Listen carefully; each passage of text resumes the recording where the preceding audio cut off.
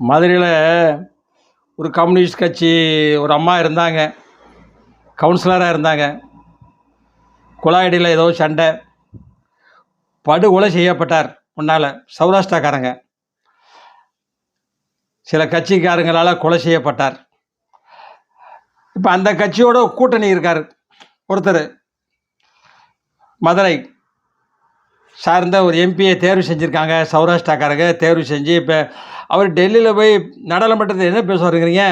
Ukraine போர், இந்த காசா போர், India Pakistan போர், இதை பற்றி தான் பேசுவார். நல்லா பாருங்கள், இதை பற்றி தான் பேசுவார். உங்கள் மதுரை தொகுதியை பற்றி பேசவே மாட்டார். சுத்தமில்லாத நகரம் மதுரை. இவரும் ஒரு காரணம்.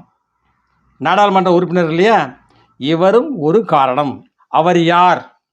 யார் இந்த சார்? நீங்களே தெரிஞ்சுங்க, விளக்கமெல்லாம் சொல்ல முடியாது.